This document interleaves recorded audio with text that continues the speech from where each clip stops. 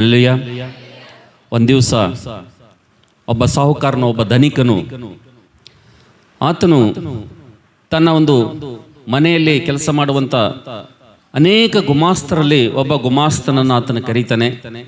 ಕರೆದ ಆತನ ಹೇಳ್ತಾನೆ ಆ ಗುಮಾಸ್ತನಿಗೆ, ನೋಡಪ್ಪ, ಈ ಗುಲ್ಬರ್ಗ ಪಟ್ಟಣದಲ್ಲಿ ನೀನು ಹೋಗಿ ನೀನು ವಿಚಾರಿಸು, ಬಹಳ ಬೆಲೆ ಉಳ್ಳಂಥ ಸ್ಥಳ ಎಲ್ಲಿದೆ, ಬಹಳ ಕಾಸ್ಟ್ಲಿ ಆದಂಥ ಸ್ಥಳ ಗುಲ್ಬರ್ಗದಲ್ಲಿ ಎಲ್ಲಿದೆ, ಅದು ಮೊದಲು ಕಂಡುಕೋ.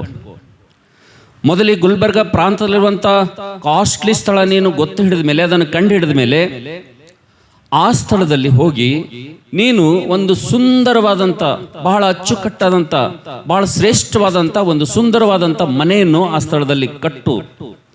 ಅದಕ್ಕೆ ಬೇಕಾದಂಥ ಎಲ್ಲ ಹಣವನ್ನು ನಾನು ನಿನಗೆ ಕೊಡ್ತೇನೆ. ನಾನು ಬೇರೊಂದು ದೇಶಕ್ಕೆ ಹೋಗ್ತಾ ಇದ್ದೇನೆ. ನಾನು ಹೋಗಿ ನನ್ನ ಕೆಲಸವನ್ನು ಮುಗಿಸ್ಕೊಂಡು ಬರೋ ತನಕ ನೀನೇನು ಮಾಡಬೇಕಪ್ಪ ಅಂತಂದರೆ, ಈ ಗುಲ್ಬರ್ಗ ಪಟ್ಟಣದಲ್ಲಿ ಒಂದು ಬಹಳ ಕಾಸ್ಟ್ಲಿ ಆದಂಥ ಸ್ಥಳದಲ್ಲಿ ಆ ಸ್ಥಳವನ್ನು ಖರೀದಿ ಮಾಡಿ, ಅಲ್ಲಿ ಈ ಗುಲ್ಬರ್ಗದಲ್ಲಿ ಯಾರು ಕಟ್ಟಿರಬಾರ್ದು, ಯಾವ ಐಶ್ವರ್ಯವಂತನಾಗಲಿ, ಯಾವುದೇ ಧನಿಕನಾಗಲಿ, ಯಾವುದೇ ಸಾಹುಕಾರನಾಗಲಿ, ಯಾವುದೇ MLA ಆಗಲಿ, ಯಾವುದೇ MP ಆಗಲಿ, ಈ ಗುಲ್ಬರ್ಗ ಪಟ್ಟಣದಲ್ಲಿ ಧನಿಕರೆಂಬುದಾಗಿ ಹೇಳಿಕೊಂಡಿರುವಂಥ ಯಾವ ವ್ಯಕ್ತಿಗಳು ಕಟ್ಟದಿರುವಂಥ, ಅವರು ಕಟ್ಟಿಕೊಂಡಿರುವಂಥ ಮನೆಗಿಂತಲೂ ಬಹಳ ಶ್ರೇಷ್ಠವಾದಂಥ ಮನೆ ನಾನು ತಿರುಗಿ ಬರೋ ತನಕ ನೀನು ಆ ಮನೆಯನ್ನು ಕಟ್ಟುವಂಥ ಕೆಲಸ ನೀನು ಮಾಡಬೇಕೆಂಬುದಾಗಿ ಇದೊಂದು ಜವಾಬ್ದಾರಿ ಆತನು ಕೊಡ್ತಾನಂತ ಹೇಳಿರಿ. ಹಲ್ಲೆಲೂಯಾ. ಯಾವಾಗ ಯಜಮಾನನು ಈ ಒಂದು ಗುಮಾಸ್ತನಿಗೆ ಈ ಒಂದು ಕೆಲಸ ಕೊಟ್ಟು ಆತನಿಗೆ ಬೇಕಾದಷ್ಟು ಹಣವನ್ನು ಕೊಟ್ಟು, ನಾವು ನೋಡ್ತೇವೆ ಆತನು ಬೇರೊಂದು ದೇಶಕ್ಕೆ ಹೋಗ್ತಾನೋ, ಹೋದಂಥ ಸಂದರ್ಭದಲ್ಲಿ ನಾವು ನೋಡ್ತೇವೆ ಈ ಒಂದು ದಾಸನಿಗೆ, ಈ ಒಂದು ಗುಮಾಸ್ತನಿಗೆ ಸಾಕಷ್ಟು ಹಣ ಇರ್ತದೆ. ಆತನಿಗೊಂದು ಆಲೋಚನೆ ಬರ್ತದೆ. ಏನು ಆಲೋಚನೆ ಬರ್ತದಪ್ಪ ಅಂತಂದ್ರೆ, ಈ ಒಂದು ಅಧಿಕಾರಿ ಹತ್ರ, ಈ ಒಂದು ಯಜಮಾನನ ಹತ್ರ ನಮ್ಮ ತಾತ ಕೂಡ ಗುಮಾಸ್ತನಾಗಿ ಕೆಲಸ ಮಾಡಿದ್ದಾನೆ. ಅದಾದ ನಂತರ ಈ ಅಧಿಕಾರಿ ಹತ್ರ, ಈ ಸಾಹುಕಾರನ ಹತ್ರ ನನ್ನ ತಂದೆ ಕೂಡ ಗುಮಾಸ್ತನಾಗಿ ಕೆಲಸ ಮಾಡಿದ್ದಾನೆ. ಅದಾದ ನಂತರ ನಮ್ಮ ತಂದೆ ಆದ ನಂತರ ಈಗ ನಾನು ಕೂಡ ಏನು ಮಾಡಿದ್ದೇನಪ್ಪ ಅಂತಂದ್ರೆ, ನಮ್ಮ ತಂದೆ ಮಗನಾಗಿರುವಂಥ ನಾನು ಕೂಡ ಏನಾಗಿದ್ದೇನೆ ಅಂದರೆ, ಈ ಒಂದು ಅಧಿಕಾರಿ ಹತ್ರ ನಾನು ಕೂಡ ಗುಮಾಸ್ತನಾಗಿ ಕೆಲಸ ಮಾಡ್ತಾ ಇದ್ದೇನೆ. ಅಂದರೆ ನನ್ನ ತಾತ ಗುಮಾಸ್ತನಾಗಿ ಕೆಲಸ ಮಾಡಿದ್ದೇನೆ, ನನ್ನ ತಂದೆ ಗುಮಾಸ್ತನಾಗಿ ಕೆಲಸ ಮಾಡಿದ್ದೇನೆ, ಈಗ ನಾನು ಕೂಡ ಇಲ್ಲಿ ಈತನ ಕೈಯಲ್ಲಿ ಗುಮಾಸ್ತನಾಗಿ ಕೆಲಸ ಮಾಡ್ತಾ ಇದ್ದೇನೆ. ಆದರೆ ಎಷ್ಟು ದಿವಸ ಅಂತ ಈ ಬದುಕು, ಎಷ್ಟು ದಿವಸ ಈ ಗುಮಾಸ್ತ ಕೆಲಸ, ಈ ಒಂದು ದಾಸನ ಕೆಲಸ ನಾನು ಮಾಡಬೇಕು? ಇದು ಒಳ್ಳೆ ಒಂದು ಅವಕಾಶ ನನಗೆ ಸಿಕ್ಕಿದೆ, ನನ್ನ ಜೀವಿತದಲ್ಲಿ ಒಳ್ಳೆ ಅವಕಾಶ ಸಿಕ್ಕಿದೆ. ಹೇಗಿದ್ರು ಈ ಅಧಿಕಾರಿ ಯಜಮಾನನು ಬರಲಿಕ್ಕೆ ಬಹಳಷ್ಟು ದಿನಗಳಾಗ್ತದೆ ಅಂತೇಳಿ ನಾವು ನೋಡ್ತೇವೆ. ಯಾವುದೋ ಒಂದು ಸ್ಥಳವನ್ನು ಕೊಂಡುಕೊಳ್ತಾನೆ, ಕೊಂಡ್ಕೊಟ್ಟು ಅಲ್ಲಿ ಮನೆ ಕಟ್ಟಲು ಪ್ರಾರಂಭ ಮಾಡ್ತಾನೆ. ಆ ಮನೆ ಕಟ್ಟಲು ಪ್ರಾರಂಭ ಮಾಡುತ್ತ ಸಂದರ್ಭದಲ್ಲಿ ಆತನು ಹೇಗೆ ಆ ಮನೆಯನ್ನು ಕಟ್ತಾನಪ್ಪ ಅಂತಂದ್ರೆ, ಅದಕ್ಕೆ ಸರಿಯಾದ ಬುನಾದಿಯನ್ನು ಕೂಡ ಆತ ಹಾಕಂಗಿಲ್ಲ ಅಂತೇಳಿರಿ. ಎಷ್ಟು ಸಿಮೆಂಟ್ ಹಾಕಬೇಕು ಅಷ್ಟು ಸಿಮೆಂಟ್ ಹಾಕಿಲ್ಲ, ಎಷ್ಟು ಉಸುಬ್ ಹಾಕಬೇಕು ಅಷ್ಟು ಉಸುಬ್ ಹಾಕಿಲ್ಲ, ಎಷ್ಟು ನೀರು ಅದಕ್ಕೆ ಕ್ಯೂರಿಂಗ್ ಕೊಡ್ಬೇಕು ಅಷ್ಟು ಕ್ಯೂರಿಂಗ್ ಕೊಡಂಗಿಲ್ಲ. ನಾವು ನೋಡ್ತೇವೆ, ಒಂದೇ ಮಾತಲ್ಲಿ ಹೇಳ್ಬೇಕಪ್ಪ ಅಂದ್ರೆ, ಆತನು ಇನ್ನು ಮುಂದೆ ಗುಮಾಸ್ತನಾಗಿ ಜೀವಿಸ್ಲಿಕ್ಕೆ ಆತನಿಗೆ ಇಷ್ಟ ಅಲ್ಲ. ಆತನು ಕೂಡ ಸಾಹುಕಾರನಾಗಬೇಕು, ಆತನು ಕೂಡ ಧನಿಕನಾಗಬೇಕು, ಆತನು ಕೂಡ ಐಶ್ವರ್ಯವಂತನಾಗಬೇಕಂತೇಳಿ ನಾವು ನೋಡ್ತೇವೆ. ಯಜಮಾನನು ಕೊಟ್ಟಂತ ಹಣವನ್ನು ಆ ಮನೆಯನ್ನು ಯಾವ ರೀತಿ ಕಟ್ಟಬೇಕು ಆ ರೀತಿಗೆ ಕಟ್ಟದೆ ನಾವು ನೋಡ್ತೇವೆ. ಅದರಲ್ಲಿ ನಾವು ನೋಡ್ತೇವೆ, ಮನೆಯನ್ನು ಪೂರ್ತಿ ಅಸ್ತವ್ಯಸ್ತವಾಗಿ ಒಂದು ಕೆಳಮಟ್ಟದ ಮಟೀರಿಯಲ್ಗಳನ್ನು ಉಪಯೋಗಿಸಿ ಮಾಡಿಕೊಂಡು ಸರಿಯಾದ ಒಂದು ಬುನಾದಿಯನ್ನು ಹಾಕದೆ, ಸರಿಯಾದ ಪಿಲ್ಲರ್ಗಳನ್ನು ಹಾಕದೆ ನಾವು ನೋಡ್ತೇವೆ, ಅದು ಸುಮ್ಮನೆ ಕಾಟಾಚಾರಕ್ಕಾಗಿ ಒಂದು ಮನೆಯನ್ನು ಸಿದ್ಧಪಡಿಸಿ ಸಾಕಷ್ಟು ಹಣವನ್ನು ಆತನು ತನ್ನ ಒಂದು ಬ್ಯಾಂಕಲ್ಲಿ ಸೇಕರಿಸಿಟ್ಕೊಳ್ತಾನೆ. ಮನೆ ತಯಾರಾಗ್ತದೆ. ಯಜಮಾನನು ಕೂಡ ಆತನು ಕೆಲಸವನ್ನು ಮುಗಿಸ್ಕೊಂಡು ತಿರುಗಿ ಆತನು ವಾಪಸ್ ಬರ್ತಾನೆ. ಬಂದ ಮೇಲೆ ಆತನ ಏನ್ ಮಾಡ್ತಾನಪ್ಪ ಅಂತಂದ್ರೆ, ಎಲ್ಲ ಆಳುಗಳನ್ನು, ಮನೆಯಲ್ಲಿರುವಂತ ಎಲ್ಲ ಗುಮಾಸ್ತರನ್ನು ಆತನು ಕರೀತಾನೆ, ಈತನನ್ನು ಕೂಡ ಕರೀತಾನೆ. ಕರೆದ ಮೇಲೆ ಆತನು ಈ ಕೆಲಸ ಕೊಟ್ಟಂತ ಗುಮಾಸ್ತನಿಗೆ ಮುಂದೆ ಕರೆದು ಕೇಳ್ತಾನೆ, ಏನಪ್ಪ ನಾನು ಹೇಳಿದ ಕೆಲಸ ನೀನು ಮಾಡಿದ್ಯಾ ಎಂಬುದಾಗ ಆತನ ಕೇಳ್ತಾನೆ. ಆವಾಗ ಆತನು, ಸಾಹುಕಾರ್ರೆ, ನೀವು ಹೇಳ್ದಂತೆ ಗುಲ್ಬರ್ಗಾದಲ್ಲಿ ಬಹಳ ಕಾಸ್ಟ್ಲಿ ಆದಂಥ ಸ್ಥಳ ನಾನು ಆಯ್ಕೆ ಮಾಡ್ಕೊಂಡಿದ್ದೀನಿ, ಅದನ್ನು ಖರೀದಿ ಮಾಡಿದ್ದೀನಿ. ಅದೇ ರೀತಿಯಾಗಿ ನೀವು ಹೇಳಿದಂತೆ ಈ ಒಂದು ಪ್ರಾಂತದಲ್ಲಿ, ಈ ಒಂದು ಪಟ್ಟಣದಲ್ಲಿ ಯಾರು ಆ ರೀತಿ ಮನೆಯನ್ನು ಕಟ್ಟಿರಬಾರ್ದು ಅಂತ ಮನೆಯನ್ನು ನಾನು ಸಿದ್ಧ ಮಾಡಿದ್ದೀನಿ, ನೀವು ಕೊಟ್ಟಂತ ಜವಾಬ್ದಾರಿ ನಾನು ಪೂರೈಸಿದ್ದೀನಿ ಎಂಬುದಾಗಿ ಆತನು ತನ್ನ ಯಜಮಾನನಿಗೆ ಹೇಳ್ತಾನೆ. ಹೇಳಿದಂಥ ಸಂದರ್ಭದಲ್ಲಿ ಆ ಯಜಮಾನ ಏನ್ ಮಾಡ್ತಾನಂದ್ರೆ ಎಲ್ಲ ಆಳುಗಳನ್ನು, ಎಲ್ಲ ದಾಸರನ್ನು, ದಾಸಿಯರನ್ನು ಕರೆದು ಏನ್ ಹೇಳ್ತಾನಪ್ಪ ಅಂತಂದ್ರೆ, ಎಲ್ಲರೂ ಕರೆದು ಒಂದು ಮಾತು ಹೇಳ್ತಾನ, ನೋಡ್ರಿ ಈ ನನ್ನ ಹತ್ರ ಇರುವಂತ ಈ ಗುಲಾಮನು, ಈ ದಾಸನು, ಇವರ ತಾತ ನನ್ನ ಹತ್ರ ಗುಮಾಸ್ತ ಕೆಲಸ ಮಾಡಿದ್ದಾನೆ, ಇವರ ತಂದೆ ನನ್ನ ಹತ್ರ ಗುಮಾಸ್ತ ಕೆಲಸ ಮಾಡಿದ್ದಾನೆ, ಕೊನೆಗೆ ಮಗನು ಕೂಡ ನನ್ನ ಹತ್ರ ಗುಮಾಸ್ತ ಕೆಲಸ ಮಾಡ್ತಾ ಇದ್ದಾನೆ. ಅದಕ್ಕೋಸ್ಕರವಾಗಿ ನಾನು ಈತನಿಗೆ ಕೊಡುವಂತ ಬಹುಮಾನ ಏನಪ್ಪಾ ಅಂತಂದ್ರೆ, ಇವನ ತಾತ ಕಾಲದಿಂದಲೂ ಇವ್ರ ತಂದೆ ಕಾಲದಿಂದಲೂ ಇವರು ನನ್ನ ಹತ್ರ ದಾಸರಾಗಿ, ಗುಲಾಮರಾಗಿ, ನಿಯತ್ತಾಗಿ ಕಷ್ಟಪಟ್ಟು ಕೆಲಸ ಮಾಡಿದ್ದರಿಂದ ಇವತ್ತು ನಾನು ಇವ್ರಿಗೆ ಕೊಡುವಂತ ಬಹುಮಾನ ಏನಪ್ಪಾ ಅಂದ್ರೆ, ಎಲ್ಲದ ಎದುರುಗಡೆ ಈ ಒಂದು ಬಹಳ ಗುಲ್ಬರ್ಗದಲ್ಲಿ ಕಟ್ಟಿರುವಂತ ಬಂಗ್ಲೆಯನ್ನು, ಆ ಒಂದು ಕಟ್ಟಡವನ್ನು ನಾನು ಬಹುಮಾನವಾಗಿ ಈತನಿಗೆ ನಾನು ಕೊಡ್ತಾ ಇದ್ದೀನಿ. ಇನ್ನು ಮುಂದೆ ನನ್ನ ಮನೆಯಲ್ಲಿ, ನನ್ನ ಅರಮನೆಯಲ್ಲಿ ನೀನು ಇರಬಾರ್ದು. ನೀನು ಎಲ್ಲಿರ್ಬೇಕಪ್ಪ ಅಂತಂದ್ರೆ, ನೀನು, ನಿನ್ನ ಮಕ್ಕಳು, ನಿನ್ನ ಕುಟುಂಬ ಎಲ್ಲರೂ ಕೂಡ ಹೋಗಿ ಹೊಸದಾಗಿ ಕಟ್ಟಿರುವಂತಹ ಮನೆಯಲ್ಲಿ ನೀನು ವಾಸ ಮಾಡಬೇಕೆಂಬುದಾಗಿ ಅಲ್ಲಿ ಆಜ್ಞೆ ಮಾಡ್ತಾನಂತ ಹೇಳಿದ್ರಿ. ಹಲ್ಲೆಲೂಯಾ. ನಾವು ನೋಡ್ತೇವೆ ನನ್ನ ಪ್ರೀತಿ ದೇವರ ಮಕ್ಕಳೇ, ಯಾವಾಗ ಒಂದು ಯಜಮಾನನು ಈ ರೀತಿಯಾಗಿ ಆಜ್ಞೆ ಮಾಡ್ತಾನೋ ತಕ್ಷಣ ಆತನ ಎಡದೆ ಒಡೆದು ಹೋಗ್ತದ ಅವನಿಗೆ. ಅಯ್ಯೋ, ಈ ಮನೆ ನನಗೋಸ್ಕರವಾಗಿ ಎಂಬುದಾಗಿ ನನಗೆ ಮುಂಚೆನೆ ಗೊತ್ತಿತ್ತಪ್ಪ ಅಂತಂದ್ರೆ ನಾನಿನ್ನೂ ಬುನಾದಿ ಚೆನ್ನಾಗಿ ಹಾಕ್ತಾ ಇದ್ದೆ. ಅಯ್ಯೋ, ಈ ಮನೆ ನನಗೋಸ್ಕರ ಎಂಬುದಾಗಿ ಗೊತ್ತಿತ್ತಪ್ಪ ಅಂತಂದ್ರೆ ನಾನು ಪಿಲ್ಲರ್ ಸರಿಯಾಗಿ ಹಾಕ್ತಾ ಇದ್ದೆ. ಈ ಮನೆ ನನಗೋಸ್ಕರವಾಗಿ ಎಂಬುದಾಗಿ ಗೊತ್ತಿದ್ದಾದ್ರೆ ನಾನು ಸರಿಯಾಗಿ ಸಿಮೆಂಟ್ ಅನ್ನು ಹಾಕ್ತಾ ಇದ್ದೆ. ಈ ಮನೆ ನನಗೋಸ್ಕರವಾಗಿ ಎಂಬುದಾಗಿ ನನಗೆ ಗೊತ್ತಿರೋದಾದ್ರೆ ನಾನು ಸರಿಯಾಗಿ ಅದನ್ನು ನೀರಿಂದ ಕ್ಯೂರಿಂಗ್ ಮಾಡ್ತಾ ಇದ್ದೆ. ಆದ್ರೆ ನಾನು ಮೋಸ ಹೋದೆನಲ್ಲ, ನಾನು ತಪ್ಪು ಮಾಡಿದೆನಲ್ಲ.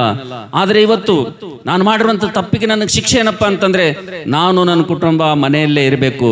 ಆದ್ರೆ ಜೀವನ ಪೂರ್ತಿ ಆ ಮನೆಯಲ್ಲಿ ನಾನು ಹೇಗೆ ಬದುಕಬೇಕಪ್ಪ ಅಂತಂದ್ರೆ, ಯಾವಾಗ ಈ ಮನೆ ನನ್ನ ಮೇಲೆ ಬಿದ್ದು ಹೋಗ್ತದೋ, ಯಾವಾಗ ಈ ಮನೆ ನನ್ನ ಮಕ್ಕಳ ಮೇಲೆ ಬಿದ್ದು ಹೋಗ್ತದೋ, ಯಾವಾಗ ಈ ಮನೆ ನನ್ನ ಹೆಂಡತಿ ಮೇಲೆ ಬಿದ್ದು ಹೋಗ್ತದೋ, ಯಾವಾಗ ಒಳಗಡೆ ಕೂತ್ಕೊಂಡಾಗ ಬಿದ್ದು ಹೋಗ್ತದೋ, ಯಾವಾಗ ನಾವು ಮಲ್ಕೊಂಡಾಗ ಬಿದ್ದು ಹೋಗ್ತದೋ, ಯಾವಾಗ ಬಿದ್ದು ಹೋಗ್ತದೋ ಗೊತ್ತಿಲ್ಲ. ಆದ್ರೆ ಇಂಥ ಭಯದಿಂದ ಇಡೀ ಜೀವನವೆಲ್ಲ ಆತನ ಮನೆಯಲ್ಲಿ ಇರ್ಬೇಕಂತ ಪರಿಸ್ಥಿತಿ ಬಂತಂತ ಹೇಳಿರಿ. ಹಲ್ಲೆಲೂಯಾ. ನಾನು ಮಾತಾಡ್ತಾ ಆಗ್ಲತ್ತದ್ರಿ. ಮತ್ತಾಯನ ಬರೆದ ಸುವಾರ್ತೆ 7ನೇ ಅಧ್ಯಾಯ 26ನೇ ವಚನದಲ್ಲಿ ದೇವರೇನಂತನಂದ್ರೆ, ನನ್ನ ಮಾತುಗಳನ್ನು ಕೇಳಿಯೂ ಅವುಗಳಂತೆ ನಡೆಯದವನು ಉಸುಬಿನ ಮೇಲೆ ಮನೆಯನ್ನು ಕಟ್ಟಿದಂತ ಮನುಷ್ಯನ ಹಾಗೆ ಆತನ ಜೀವಿತ ಇರ್ತದೆ ಅಂತ ಹೇಳಿ. ಹಲ್ಲೆಲೂಯಾ. ನಾವು ನೋಡ್ತೇವೆ, ನಾವು ಓದಿರುವಂತ ಕಥೆಯಲ್ಲಿ, ಕೇಳಿರುವಂತ ಕಥೆಯಲ್ಲಿ, ಈ ನೀತಿ ಪಾಠದಲ್ಲಿ ಏನು ಅಡಗಿದೆ ಎಂಬುದಾಗಿ ನೋಡುತ್ತಾ ಸಂದರ್ಭದಲ್ಲಿ ಒಂದು ವೇಳೆ ಆತನು ಯಜಮಾನನ ಮಾತನ್ನು ಕೇಳಿ ಆತನು ತಾತ ಮಾಡದಂತೆ ಕೆಲಸ ಅಂತೆ ಆತನ ಕೆಲಸ ಮಾಡಿದನಂದ್ರೆ, ಆತನ ತಂದೆ ಮಾಡದಂತೆ ಆತನ ಕೆಲಸ ಮಾಡಿದನಪ್ಪ ಅಂತಂದ್ರೆ, ಆತನು ಆ ಯಜಮಾನನ ಮಾತನ್ನು ಚಾಚು ತಪ್ಪದೆ ಆತನು ಪಾಲಿಸಿದ್ದನಪ್ಪ ಅಂತಂದ್ರೆ ಬಹುಮಾನ ಅಂತಕ್ಕಂಥದ್ದು ಶ್ರೇಷ್ಠವಾಗಿ ಆತನಿಗೆ ಬರ್ತಾ ಇತ್ತು ಅಂತ ಹೇಳಿರಿ. ಹಲ್ಲೆಲೂಯಾ. ನಾವು ನೋಡ್ತೇವೆ ನನ್ನ ಪ್ರೀತಿದವ್ರ ಮಕ್ಕಳೇ, ತಾತನ ಕಾಲದಿಂದಲೂ ತಂದೆ ಕಾಲದಿಂದಲೂ ಕಷ್ಟಪಟ್ಟು ದುಡಿದು ಒಳ್ಳೆ ಹೆಸರು ಸಂಪಾದನೆ ಮಾಡಂತ ಯಜಮಾನನಿಂದ ಆತನಿಗೆ ಕೊನೆಗೆ ಸಿಕ್ಕಂತ ಬಹುಮಾನ ಏನಪ್ಪ ಅಂತಂದ್ರೆ, ಜೀವಿತ ಕಾಲವೆಲ್ಲ ಆತನು ಭಯದಿಂದ ಆ ಮನೆಯಲ್ಲಿ ಬದುಕಬೇಕಾಯ್ತು ಅಂತ ಹೇಳಿರಿ. ಹಲ್ಲೆಲೂಯಾ. ಜೀವನ ಪೂರ್ತಿಯೆಲ್ಲ ಆ ಮನೆಯಲ್ಲಿ ಆತನು ಭಯದಿಂದ ಕೂಡಿದ ಬದುಕಬೇಕಾಯ್ತು ಅಂತ ಹೇಳಿರಿ. ಅದಕ್ಕೋಸ್ಕರವಾಗಿ ನನ್ನ ಪ್ರೀತಿ ದೇವರ ಮಕ್ಕಳೇ, ಇವತ್ತು ನಾವೆಲ್ಲರೂ ಕೂಡ ದೇವರ ಮನೆಗೆ ಬಂದಿದ್ದೇವೆ, ದೇವರ ಸನ್ನಿಧಿಗೆ ಬಂದಿದ್ದೇವೆ. 2024ನೇ ವರ್ಷದ ಕೊನೆಯ ಆದಿವಾರ ದಿವಸ ನಾವೆಲ್ಲರೂ ಸೇರಿ ಬಂದಿದ್ದೇವೆ. ಆದ್ರೆ ಇವತ್ತು ನೂತನ ವರ್ಷ ನಮಗೋಸ್ಕರವಾಗಿ ಸಿದ್ಧವಾಗಿದೆ ಅಂತ ಹೇಳಿರಿ. ಹಲ್ಲೆಲೂಯಾ. ದೇವರು ನೂತನವಾದಂತ ಒಂದು ಆಶೀರ್ವಾದಗಳನ್ನು ನಮಗೋಸ್ಕರವಾಗಿ ಆತನು ಸಿದ್ಧ ಮಾಡಿಟ್ಟಿದ್ದಾನೆ. ಇನ್ನೇನು ನೂತನ ವರ್ಷದಲ್ಲಿ 2 ದಿವಸದಲ್ಲಿ ನಾವು ಕಾಲಿಡ್ತೇವೆ. ನೂತನವಾದಂತ ಆಶೀರ್ವಾದಗಳನ್ನು ದೇವರು ನಮಗೋಸ್ಕರ ಸಿದ್ಧಪಡಿಸಿದ್ದಾನೆ. ಬಹುಶಃ ನನ್ಗೆ ಗೊತ್ತಿಲ್ಲ, 2024ನೇ ವರ್ಷದಲ್ಲಿ ನೀನು ಕೂಡ ಈ ದಾಸನಂತೆ, ಈ ಗುಲಾಮನಂತೆ ನೀನು ಕೂಡ, ಅಯ್ಯೋ ದೇವರನ್ನು ನಂಬಿ ನಾನು ಎಷ್ಟು ದಿನಗಳಾಯ್ತು, ನಾನು ಎಷ್ಟು ಪ್ರಯಾಸ ಪಟ್ಟಿದ್ದೇನೆ, ಎಷ್ಟು ಭಕ್ತಿ ಮಾಡಿದ್ದೇನೆ, ಎಷ್ಟು ಉಪವಾಸಗಳನ್ನು ಮಾಡಿದ್ದೇನೆ, ಎಷ್ಟು ಚರ್ಚಿಗೆ ಕಾಣಿಕೆಯನ್ನು ಕೊಟ್ಟಿದ್ದೇನೆ, ಆದರೂ ಕೂಡ ನನ್ನ ಜೀವಿತದಲ್ಲಿ ಯಾವುದೇ ಪ್ರಯೋಜನ ಇಲ್ಲ, ನನ್ನ ಜೀವಿತದಲ್ಲಿ ಯಾವುದೇ ಲಾಭ ಇಲ್ಲ, ನಾನು ಮಾಡಿರುವಂತ ಭಕ್ತಿಗೆ ನನ್ನ ಜೀವಿತದಲ್ಲಿ ಯಾವುದೇ ಪ್ರತಿಫಲ ಅಂತಕ್ಕಂಥದ್ದು ಇಲ್ಲ ಎಂಬುದಾಗಿ ನಿನ್ನ ಜೀವಿತದಲ್ಲಿ ಇಡೀ ವರ್ಷವಲ್ಲ ನಿನ್ನ ಕಷ್ಟದಲ್ಲಿ, ನಷ್ಟದಲ್ಲಿ, ನಿಂದೆಯಲ್ಲಿ, ಅವಮಾನದಲ್ಲಿ, ಸೋಲಿನಲ್ಲಿ ನಿನ್ನ ಜೀವಿತವನ್ನು ಕಳೆದು ಒಂದು ವೇಳೆ ದೇವರ ಸನ್ನಿಧಿಯಲ್ಲಿ ಇಲ್ಲಿ ಬಂದು ನೀನು ಕೂತ್ಕೊಂಡಿದ್ಯಪ್ಪ ಅಂತಂದ್ರೆ, ನನ್ನ ದೇವರು ಇವತ್ತು ನಿನಗೆ ಹೇಳುವಂತ ಒಂದು ಶ್ರೇಷ್ಠವಾದಂತ ಮಾತೇನಪ್ಪ ಅಂತಂದ್ರೆ, ನಾವು ನೋಡ್ತೇವೆ, ಯಾವತ್ತೂ ಕೂಡ ನಾವು ನೋಡ್ತೇವೆ, ದೇವರು ಹೇಳಿರುವಂತ ಮಾತುಗಳನ್ನು ಯಾವಾಗ ನಾವು ಕೇಳಿ ಅವುಗಳನ್ನು ಅಳವಡಿಸಿಕೊಂಡು ನಮ್ಮ ಜೀವಿತದಲ್ಲಿ ನಾವು ಮುಂದೆ ಸಾಗ್ತೇವೋ ಶ್ರೇಷ್ಠವಾದಂತ ಬಹುಮಾನವನ್ನು ದೇವರು ನಮ್ಗೆ ಕೊಡ್ತಾನೆ ಅಂತ ಹೇಳಿ. ಹಲ್ಲೆಲೂಯಾ. ಹಾಗಾದ್ರೆ ನನ್ನ ಪ್ರೀತಿ ದೇವರ ಮಕ್ಕಳೇ, ಈ ನೂತನ ವರ್ಷ 2 ದಿವಸದಲ್ಲಿ ಬರಲಿಕ್ಕಿದೆ.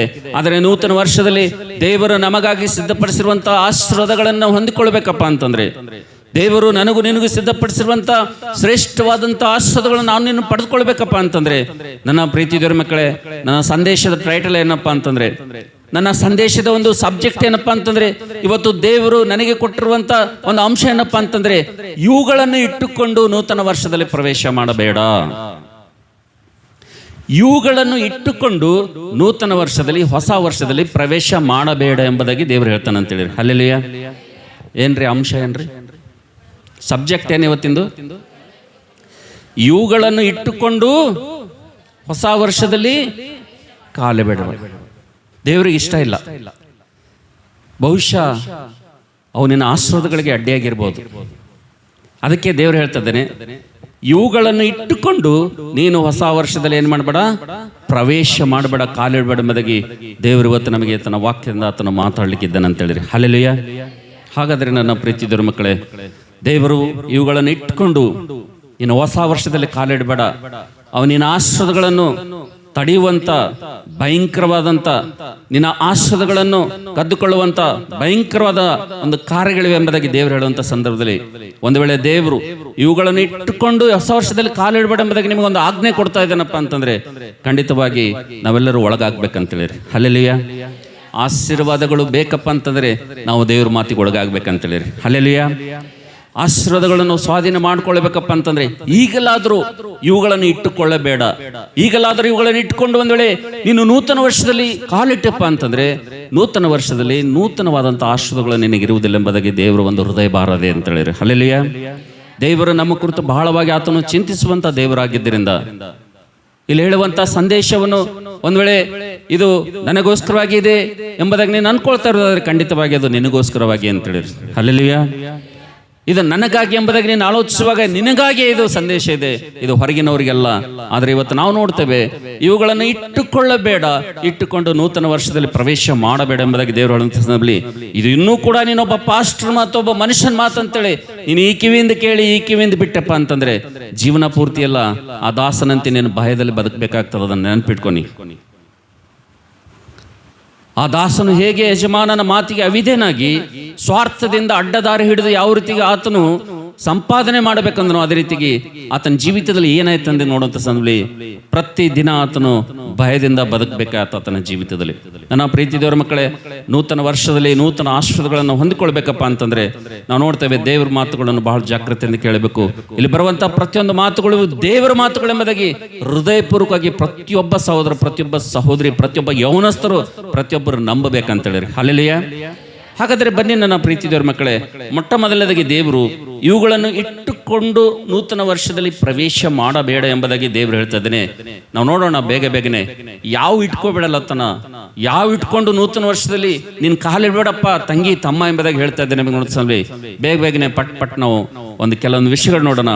ಮತ್ತಾಯನ ಬರೆಸುವ ವಾರ್ತೆ 11ನೇ ಅಧ್ಯಾಯ 28ನೇ ವಚನ. ಬೇಗ ದಯವಿಟ್ಟು ಸ್ಪಷ್ಟವಾಗಿ ಗಟ್ಟಿಯಾಗಿ ದಯವಿಟ್ಟು ಫಾಸ್ಟ್ ಆಗಿ ಓದಬೇಕೆಂಬುದಾಗಿ ನಿಮ್ಮಲ್ಲಿ ನಾನು ಕಷ್ಟಪಡುವವರೇ, ಹೊರೆ ಹೊತ್ತವರೇ, ನೀವೆಲ್ಲರೂ ನನ್ನ ಬಳಿಗೆ ಬನ್ನಿರಿ, ನಾನು ನಿಮಗೆ ವಿಶ್ರಾಂತಿಯನ್ನು